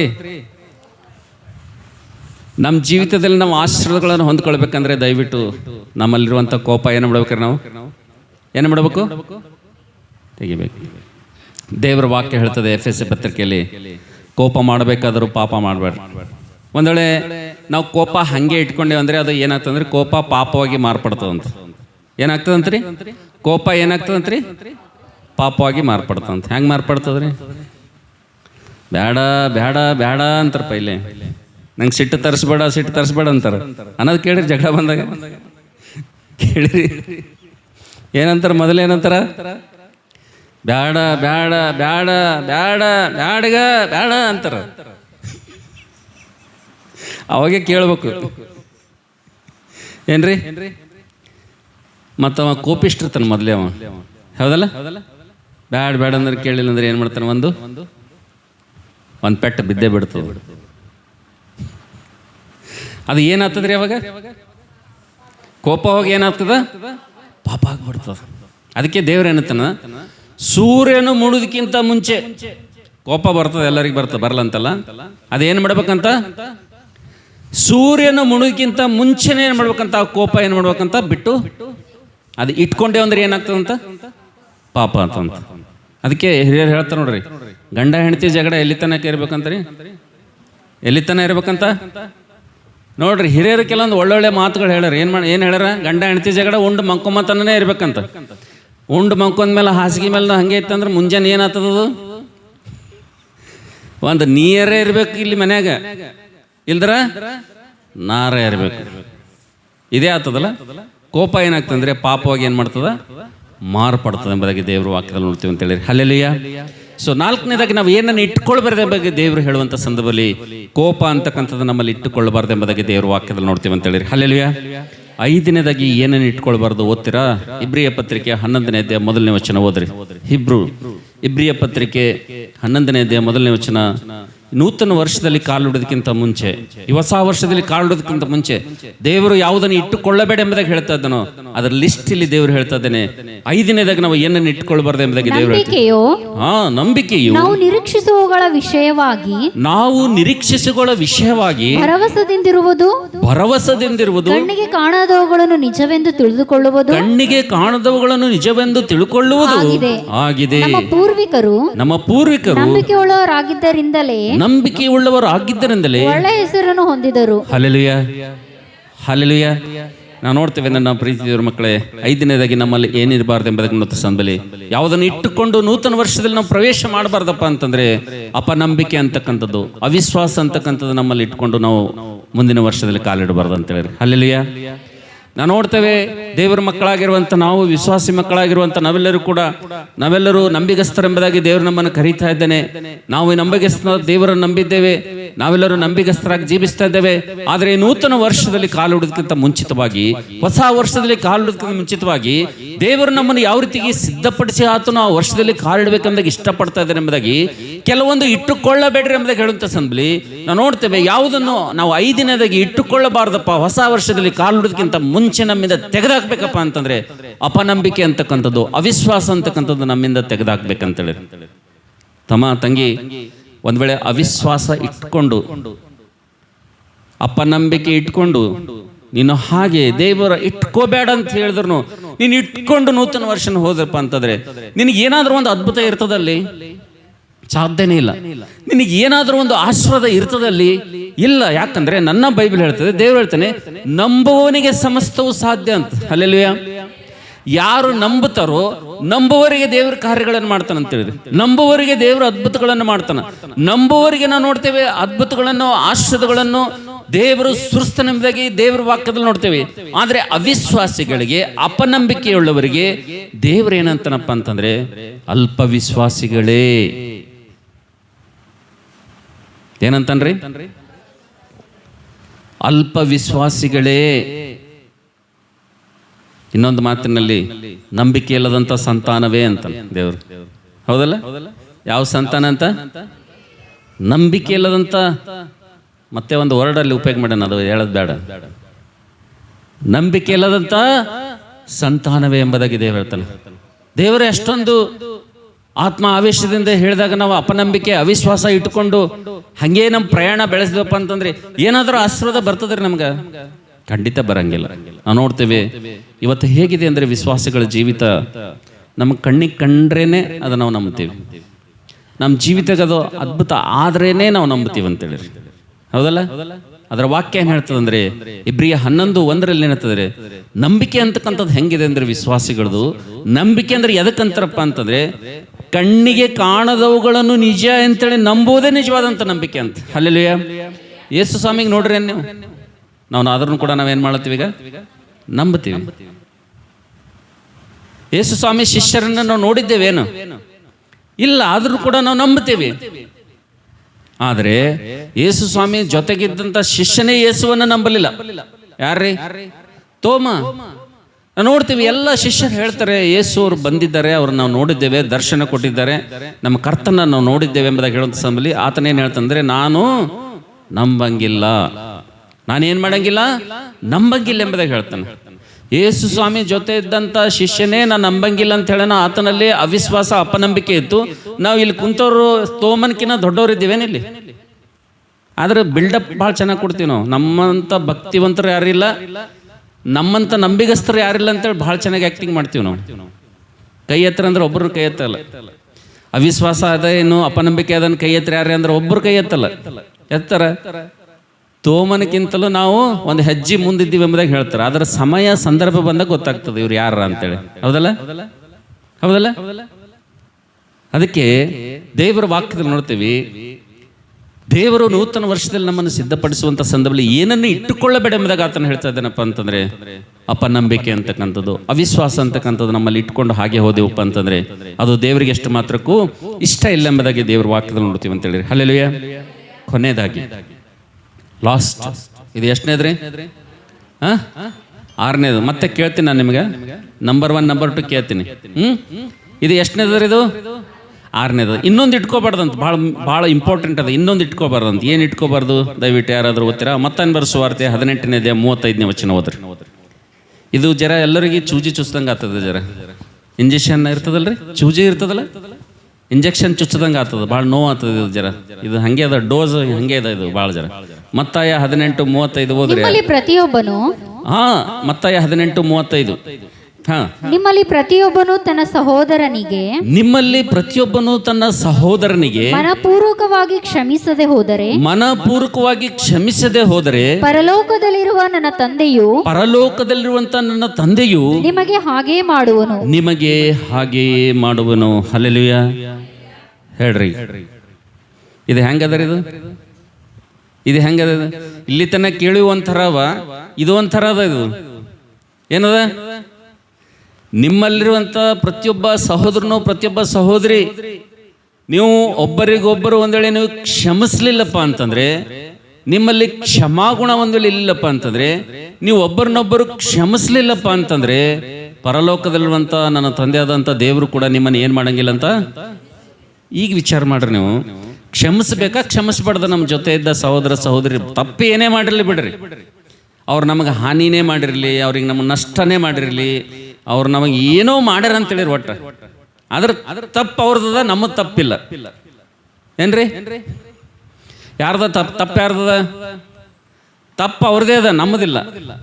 ನಾವು ಕರೆಕ್ಟೇ ಇದ್ದೀವಿ. ಆದ್ರೂ ಏನು ಮಾಡ್ಬೇಕಂತ ಅವ್ರಿಗೆ ಕ್ಷಮಿಸ್ಬೇಕಂತ. ಯಾಕೆ ಕ್ಷಮಿಸ್ಬೇಕಂತ? ಲೂಕನ್ ಬರೆದ ಸುವಾರ್ತೆಯಲ್ಲಿ ಯೇಸು ಸ್ವಾಮಿ ಅಂತನ ತಂದೆ ಅವರನ್ನು ಕ್ಷಮಿಸು ಅಂತೇಳಿ, ಕ್ರಿಸ್ತನು ಹೇಗೆ ಕ್ಷಮಿಸಿದನೋ ಅದೇ ರೀತಿ ನೀವು ಕೂಡ ಒಬ್ಬರ ತಪ್ಪುಗಳನ್ನೊಬ್ಬರು ಏನು ಮಾಡ್ರಿ, ಕ್ಷಮಿಸ್ರಿ ಎಂಬುದಾಗಿ ದೇವರು ಹೇಳ್ತಾ ಇದ್ದಾನೆ ಅಂತೇಳಿ. ಹಲ್ಲೆಲೂಯಾ. ನಿಮ್ಮ ಮಧ್ಯದಲ್ಲಿರುವಂಥ ನಿಮ್ಮ ಅಣ್ಣ ತಮ್ಮಂದಿರನ್ನು, ನಿಮ್ಮ ಅಕ್ಕ ತಂಗಿಯರು, ನಿಮ್ಮ ಸಹೋದರ ಸಹೋದರಿಯರನ್ನು, ನಿಮ್ಮ ರಕ್ತ ಸಂಬಂಧಿಕರನ್ನು, ಬಂಧುವರ್ಗದವರನ್ನು, ಕೊನೆಗೆ ನೀವು ಕೂತ್ಕೊಂಡು ಆರಾಧನೆ ಮಾಡುವಂಥ ಗುಂಪಿನಲ್ಲಿರುವಂಥ ಎಲ್ಲ ಸಹೋದರ ಸಹೋದರರ ಮಧ್ಯದಲ್ಲಿ ನಮ್ಮಲ್ಲಿ ಕ್ಷಮಾಗುಣ ಅಂತಕ್ಕಂಥದ್ದು ಇರಬೇಕೆಂಬುದಾಗಿ ದೇವ್ರ ವಾಕ್ಯದಲ್ಲಿ ನೋಡ್ತೀವಿ ಅಂತೇಳಿ. ಹಲ್ಲೆಲೂಯಾ. ಕ್ಷಮಿಸುವಂಥ ಮನಸ್ಸು, ಕ್ಷಮಿಸುವಂಥ ಗುಣ ನಮ್ಮಲ್ಲಿ ಯಾವಾಗ ನಾವು ಇಟ್ಟುಕೊಂಡು ನಾವು ನೂತನ ವರ್ಷದಲ್ಲಿ ಪ್ರವೇಶ ಮಾಡ್ತೇವೋ ಅಂಥವರಿಗೆ ದೇವರ ಆಶೀರ್ವಾದಗಳನ್ನು ಕೊಡ್ತೇನೆ ಎಂಬುದಾಗಿ ದೇವರ ವಾಕ್ಯದಲ್ಲಿ ನೋಡ್ತೀವಿ ಅಂತೇಳಿ. ಹಲ್ಲೆಲೂಯಾ. ನನ್ನ ಪ್ರೀತಿ ದೇವ್ರ ಮಕ್ಕಳೇ, ಇವತ್ತು ಒಂದು ವೇಳೆ ಕ್ಷಮಿಸುವಂಥ ಮನಸ್ಸು ನಮ್ಮಲ್ಲಿ ಇರಲಿಲ್ಲಪ್ಪ ಅಂತೇಳಿ, ಕ್ಷಮಾಪಣೆ ಮಾಡುವಂಥ ಗುಣ ನಮ್ಮಲ್ಲಿ ಇರಲಿಲ್ಲಪ್ಪ ಅಂತಂದ್ರೆ ದೇವರ ವಾಕ್ಯ ಹೇಳ್ತದೆ, ಯಾಕೋಬನ ಪತ್ರಿಕೆ 2ನೇ ಅಧ್ಯಾಯ 13ನೇ ವಚನದಲ್ಲಿ ನಾವು ನೋಡ್ತೇವೆ. ಯಾರಾದರೂ ಒಬ್ಬರು ಓದ್ತೀರಾ? ಜೇಮ್ಸ್, ಯಾಕೋಬನ ಪುಸ್ತಕ 2ನೇ ಅಧ್ಯಾಯ 13ನೇ ವಚನ ಓದ್ರಿ. ಯಾಕೋಬ 2:13. ಕರುಣೆ ತೋರಿಸದೇ ಇರುವವನಿಗೆ ನ್ಯಾಯ ತೀರ್ಮಾನದಲ್ಲಿ ಕರುಣೆ ತೋರಿಸಲ್ಪಡುವುದಿಲ್ಲ. ಹಲ್ಲೆಲೂಯಾ. ಎಲ್ಲರೂ ಇಲ್ಲೇ ಇದ್ದೀರಿ? ಎಲ್ಲರೂ ನನ್ನ ಜೊತೆ ಇದ್ದೀರಿ? ನಾವು ಒಂದು ವೇಳೆ ಕ್ಷಮಿಸ್ಲಿಲ್ಲಪ್ಪ ಅಂತಂದ್ರೆ ನಾವು ಇನ್ನೊಬ್ಬ ಸಹೋದರ ಸಹೋದರಿಗೆ ತಪ್ಪು ಮಾಡಿದವರಿಗೆ ನಾವು ಕರುಣೆ ತೋರಿಸಲಿಲ್ಲಪ್ಪ ಅಂತಂದರೆ, ನಮ್ಮಿಂದ ಒಂದು ಹೃದಯಪೂರ್ವಕ ಕ್ಷಮಾಪಣೆ ನಮ್ಮಿಂದ ಬರಲಿಲ್ಲಪ್ಪ ಅಂತಂದರೆ, ನ್ಯಾಯ ತೀರ್ಪಿನ ದಿನದಲ್ಲಿ ನೀನು ಒಂದು ವೇಳೆ ಕರುಣೆ ಇಲ್ಲಿ ಯಾರಿಗೂ ತೋರಿಸಲಿಲ್ಲಪ್ಪ ಅಂದರೆ, ನೀನು ಮಾಡಿರುವಂಥ ತಪ್ಪು, ನೀನು ಮಾಡಿರುವಂಥ ಅಪರಾಧಗಳಿಗೆ ದೇವರು ಕರುಣೆ ತೋರಿಸ್ಬೇಕಲ್ಲ. ನ್ಯಾಯ ತೀರ್ಪಿನಿಂದ ಕರುಣೆ ತೋರಿಸಿ ನಿನಗೆ ಅಲ್ಲಿ ತಪ್ಪಿಸ್ಬೇಕಲ್ಲ. ಆ ನ್ಯಾಯಾಸನದಿಂದ, ನ್ಯಾಯಪೀಠದಿಂದ ನಿನಗೆ ತಪ್ಪಿಸ್ಬೇಕಲ್ಲ. ಆದರೆ ನೀ ಏನು ತಿಳ್ಕೊಂಡಿದ್ದೆ ಅಂದರೆ, ಯೇಸು ಕ್ರಿಸ್ತನ ಶಿಲುಬೆ ಮೇಲೆ ಸುರಿಸುವಂಥ ರಕ್ತದಿಂದ ನಾನು ಬಿಡುಗಡೆ ಹೊಂದಿದ್ದೀನಿ, ನಾನು ಕ್ಷಮಾಪಣೆ ಹೊಂದಿದ್ದೀನಿ ಅಂತೇಳಿ ಅಷ್ಟಕ್ಕೆ ತೃಪ್ತಿಯಾಗಿ ಇಲ್ಲದ ಕ್ಷಮಾಪಣೆ ಇಲ್ಲದಂಥ ಜೀವನ ಒಂದು ವೇಳೆ ಮಾಡ್ಕೊಂಡು ನಾವು ಮುಂದೆ ಹೋಗ್ಲತ್ತೀವಿ ಅಂತಂದರೆ, ನೀನು ತುಂಬ ತುಂಬ ತುಂಬ ಅಪಾಯಕರವಾದಂಥ ಮನಸ್ಥಿತಿಯಲ್ಲಿ ನೀನು ನಾನು ಇದ್ದೀವಿ ಅಂತೇಳಿರಿ. ಹಲ್ಲೆಲೂಯಾ. ಆದರೆ ನಾವು ನೋಡ್ತೇವೆ ನನ್ನ ಪ್ರೀತಿ ದೇವರ ಮಕ್ಕಳೇ, ದೇವರು ನ್ಯಾಯಾಸನದ ಬಗ್ಗೆ ಆತನ ಮಾತಾಡ್ತಾ ಇದ್ದೇನೆ, ನ್ಯಾಯ ತೀರ್ಪಿನ ಬಗ್ಗೆ ಆತನ ಮಾತಾಡ್ತಾ ಇದ್ದೇನೆ. ಇಲ್ಲಿರುವಂಥ ನಾವೆಲ್ಲರೂ ಕೂಡ, ಪ್ರತಿಯೊಬ್ಬ ಸಹೋದರ ಸಹೋದರಿ ನಾವೆಲ್ಲರೂ ಕೂಡ ನಮ್ಮ ಮಧ್ಯದಲ್ಲಿ ಏನೇ ಇದ್ದರೂ ಕೂಡ ನಮ್ಮಲ್ಲಿ ಏನಿರ್ಬೇಕಂತಂದ್ರೆ ಕ್ಷಮಿಸುವಂಥ ಮನಸ್ಸಿರಬೇಕೆಂಬುದಕ್ಕೆ ದೇವ್ರ ವಾಕ್ಯದಲ್ಲಿ ನೋಡ್ತೇವೆ. ಒಬ್ಬರಿಗೋಸ್ಕರ ಒಬ್ಬರನ್ನು ಕರುಣೆ ಉಳ್ಳವರಾಗಿರ್ಬೇಕೆಂಬುದಕ್ಕೆ ದೇವ್ರ ವಾಕ್ಯ ಹೇಳ್ತದೆ ಅಂತೇಳಿ, ಅದಕ್ಕೋಸ್ಕರವಾಗಿ ನಾವು ಕ್ಷಮಾ ಗುಣವುಳ್ಳವರಾಗಿ, ನಾವು ಕರುಣಾ ಭಾವವುಳ್ಳವರಾಗಿ, ನಾವು ಒಬ್ಬರನ್ನೊಬ್ಬರು ಕ್ಷಮಿಸುವಂಥವರಾಗಿ, ಒಬ್ಬರ ಮೇಲೆ ಒಬ್ಬರು ಕರುಣೆ ತೋರಿಸುವವರಾಗಿ ನಾವು ಒಂದು ವೇಳೆ ಈ ಲೋಕದಲ್ಲಿ ಇಂಥ ಜೀವನ ನಮ್ಮದಿತ್ತಪ್ಪ ಅಂತಂದ್ರೆ, ಇಂಥ ಬದುಕು ನಮ್ಮದಿತ್ತಪ್ಪ ಅಂತಂದ್ರೆ, ನಾನು ದೇವರು ನನಗೆ ಪ್ರತಿಫಲ ಕೊಡುವಂಥ ದೇವರಾಗಿದ್ದೇನೆ, ನಾನು ದೇವರು ನನಗೆ ನ್ಯಾಯವನ್ನು ಮಾಡುವಂಥ ದೇವರಾಗಿದ್ದೇನೆ. ಇಲ್ಲಿ ನಾನು ದೇವರು ಕ್ಷಮಿಸಿದ್ದಾನೆ, ನಾನು ಕೂಡ ಕ್ಷಮಿಸಬೇಕು, ದೇವರು ಪ್ರೀತಿಸಿದ್ದಾನೆ, ನಾನು ಕೂಡ ಪ್ರೀತಿಸಬೇಕು ಅಂತಕ್ಕಂಥ ಮನೋಭಾವದಿಂದ ನಿನ್ನ ವಿಶ್ವಾಸ ಜೀವಿತದಲ್ಲಿ ದೇವರ ಮಾತುಗಳನ್ನು ಕೇಳಿ, ದೇವರ ಆಜ್ಞೆಗಳನ್ನು ಕೈಕೊಂಡ ಅವುಗಳಿಗೆ ನೀನು ವಿಧೇಯಳಾಗಿ ನೀನು ದೇವರ ಆಜ್ಞೆಗಳನ್ನು ಕೈಕೊಂಡಪ್ಪ ಅಂತಂದ್ರೆ ದೇವರಿಗೆ ಎಷ್ಟು ಸಂತೋಷ ಆಗ್ತದಪ್ಪ ಅಂತಂದ್ರೆ, ನಿನ್ನ ಜೀವಿತದಿಂದ, ನಿನ್ನ ಬದುಕಿನಿಂದ ದೇವರಿಗೆ ಎಷ್ಟು ಸಂತೋಷ ಆಗ್ತದಪ್ಪ ಅಂತಂದ್ರೆ, ನಿನ್ನ ಆಶೀರ್ವಾದಗಳು ಹೆಚ್ಚಾಗ್ತಾ ಹೋಗ್ತವೆ ಅಂತೇಳಿರಿ. ಹಲ್ಲೆಲೂಯಾ. ನಿನ್ನ ಆಶೀರ್ವಾದಗಳು, ಅಭಿವೃದ್ಧಿಗಳು ಹೆಚ್ಚಾಗ್ತಾ ಹೋಗ್ತವೆ. ಕಾರಣ ಏನೆಂಬುದನ್ನು ನೀನು ದೇವರನ್ನು ಸಂತೋಷಪಡಿಸುವಂಥ ಜೀವಿತ ನೀನು ಜೀವಿಸ್ತೀಯಾ? ಅದಕ್ಕೆ ಯೇಸು ಸ್ವಾಮಿಗೆ ಶಿಲುಬೆ ಮೇಲೆ ಸಂದರ್ಭದಲ್ಲಿ ನಾವು ನೋಡ್ತೇವೆ, ಅನೇಕ ದುಷ್ಕರ್ಮಿಗಳು ನಾವು ನೋಡ್ತೇವೆ ಎಷ್ಟು ಹಿಂಸೆ ಕೊಟ್ಟರು ಕೂಡ ಆತನು ಮಾಡಿದಂಥ ಪ್ರಾರ್ಥನೆ ಎಂತಂತಂದ್ರೆ, ತಂದೆ ಇವರು ಏನು ಮಾಡ್ತಾ ಇದ್ರು ಅವರಿಗೆ ಅರಿಯೋರು ತಿಳಿಯೋರು ಏನು ಮಾಡು, ಕ್ಷಮಿಸು ಎಂಬುದಾಗಿ ಆತನು ಪ್ರಾರ್ಥನೆ ಮಾಡಿದನು.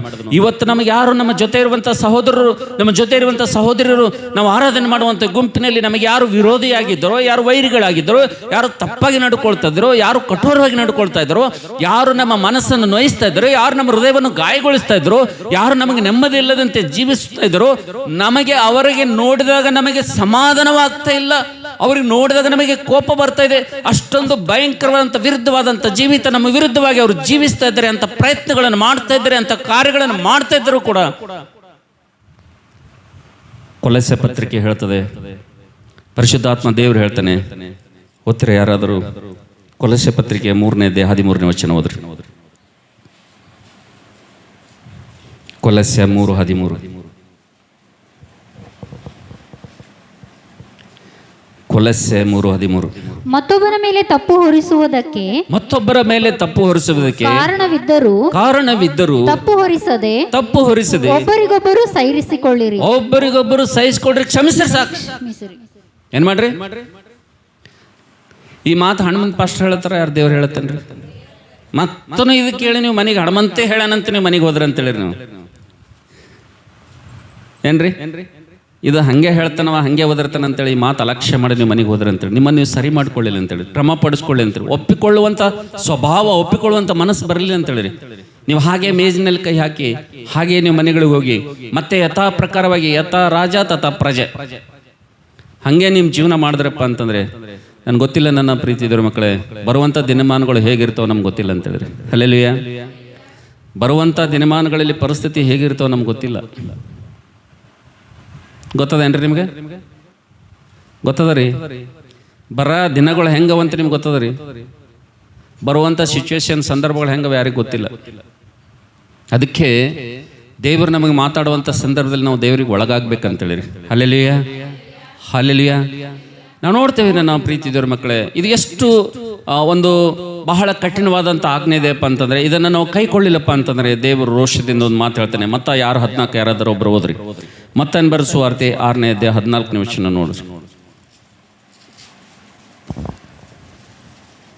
ನೀವು ಜನರ ತಪ್ಪುಗಳನ್ನು ಕ್ಷಮಿಸಿದರೆ ನೀವು ಜನರ ತಪ್ಪುಗಳನ್ನು ಕ್ಷಮಿಸಿದರೆ ಪರಲೋಕದಲ್ಲಿರುವ ನಿಮ್ಮ ತಂದೆಯು ಪರಲೋಕದಲ್ಲಿರುವಂತ ನಿಮ್ಮ ತಂದೆಯು ನಿಮ್ಮ ತಪ್ಪುಗಳನ್ನು ಕ್ಷಮಿಸುವನು. ನಿಮ್ಮ ತಪ್ಪುಗಳನ್ನು ಕ್ಷಮಿಸುವನು. ಆದರೆ ನೀವು ಜನರ ತಪ್ಪುಗಳನ್ನು ಕ್ಷಮಿಸದೆ ಹೋದರೆ ಆದರೆ ಜನರ ತಪ್ಪುಗಳನ್ನು ನೀವು ಕ್ಷಮಿಸದೇ ಹೋದರೆ ನಿಮ್ಮ ತಂದೆಯೂ ಸಹ ನಿಮ್ಮ ತಪ್ಪುಗಳನ್ನು ಕ್ಷಮಿಸುವುದಿಲ್ಲ. ನಿಮ್ಮ ತಪ್ಪುಗಳನ್ನು ಕ್ಷಮಿಸುವುದಿಲ್ಲ ಎಂಬುದಾಗಿ ನೋಡ್ತಾ ಇದೀವಿ ಅಂತ ಹೇಳಿರಿ. Hallelujah, hallelujah. ಏನ್ ಮಾಡಂಗಿಲ್ಲ ಅಂತ್ರಿ ದೇವ್ರು ಏನ್ ಮಾಡಂಗಿಲ್ಲ ಅಂತ? ಯಾರು ಇಲ್ಲಿ ಕ್ಷಮಿಸುವುದಿಲ್ವೋ, ಯಾರು ಇಲ್ಲಿ ಕ್ಷಮಾ ಗುಣ ಉಳ್ಳವರಾಗಿರುವುದಿಲ್ವೋ ಅವ್ರಿಗೆ ದೇವ್ರು ಎಲ್ಲಿ ಕ್ಷಮಿಸಂಗಿಲ್ಲ ಅಂತ್ರಿ ಪರಲೋಕದಾಗ. ಅಂದ್ರೆ ಒಂದೇ ಮಾತಿನಾಗ ನಾವು ನೋಡ್ತೀವಿ, ನಿತ್ಯತ್ವ ಅಂತಕ್ಕಂಥದ್ದು ಕಳ್ಕೊಳ್ತೀವಿ ಅಂತ ಹೇಳಿರಿ. ಹಲ್ಲೆಲೂಯಾ.